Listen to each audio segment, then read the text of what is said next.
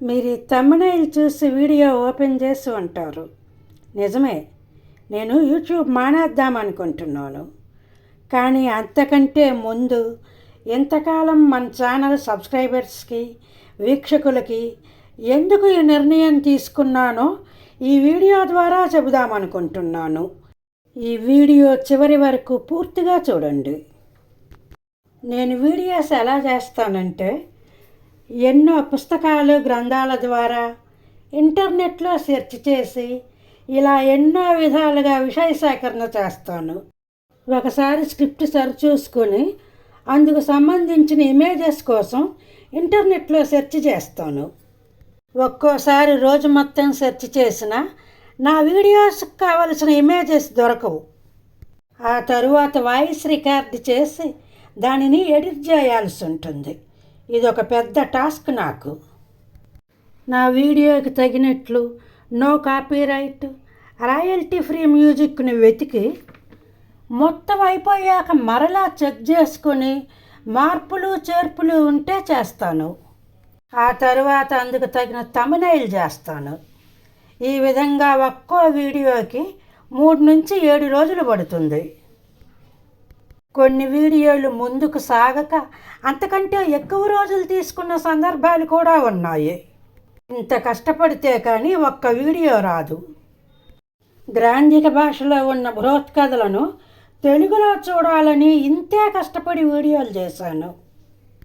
గుణాఢ్యుడి బృహత్కథలను పిశాచం చెప్పిన కథలు అనే ధారావాహిక వీడియోలు చేయటం అంటే అది పెద్ద సాహసమే. గ్రాంధిక భాషలో ఉన్న ఈ కథలు చదివి మళ్ళీ నేను వాడుక భాషలో స్క్రిప్ట్ రాసుకోవాలి. వీటికి ఒక్కో వీడియోకి 70 నుండి మహా అయితే 500, 1000 వ్యూస్ మాత్రమే వచ్చేవి. వీటికి 0 పైసల నుండి 5 పైసల వరకు వచ్చేవి. అయినా ఇటువంటి కథలు తెలుగులో ఉండాలని ఏమాత్రం నా శ్రమ, ఎఫర్ట్స్ తగ్గించకుండా దాదాపు పిశాచం చెప్పిన కథలు 100 వీడియోస్ చేశాను. ఇంకా పిశాచం చెప్పిన కథలు 100 వీడియోస్ చేయాల్సి ఉంది. నేను ఏనాడు కేవలం డబ్బు కోసం మాత్రమే యూట్యూబ్ ఛానల్ రన్ చేయలేదు. దయ్యాల నరసయ్య గారి పురాతన మంత్రశాస్త్రం వీడియోలు చేయటానికి కూడా నేను చాలా కష్టపడ్డాను. 200 సంవత్సరాల నాటి మంత్రశాస్త్ర పుస్తకంలోని అక్షరాలను పోల్చుకోవటమే ఒక సవాల్. నరసయ్య గారి చేతివ్రాత మంత్రశాస్త్రంలోని ప్రతి అక్షరాన్ని, మంత్రాన్ని నేను పూర్తి వివరణతో అర్థం చేసుకున్నానంటే దానికి ఎంత శ్రమ, ఓర్పు, సమయం అవసరమయ్యాయో నాకు తెలుసు.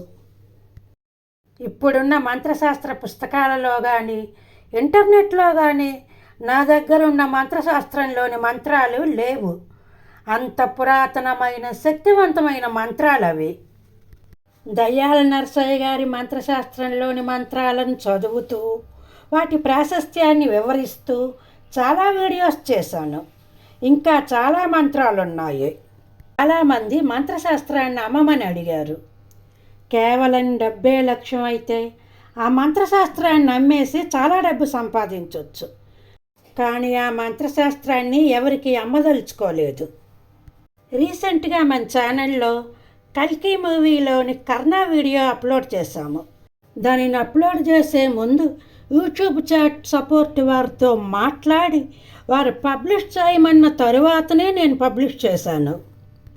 కానీ యూట్యూబ్ నా ఛానల్ మానిటైజేషన్ సస్పెండ్ చేసింది. నేను యూట్యూబ్ వారితో ఈ విషయమై ప్రశ్నించాల్సినవి గట్టిగా ప్రశ్నించాను. నా ప్రశ్నలకు వాళ్ళు సమాధానం ఏ విధంగా దాటవేశారో, 3 రోజుల పాటు వారితో నేను ఏం మాట్లాడానో నెక్స్ట్ వీడియోలో చెప్తాను. ఇప్పటి వరకు నా ఛానల్ని ఆదరించిన సబ్స్క్రైబర్లకు, వీక్షకులకు ధన్యవాదాలు.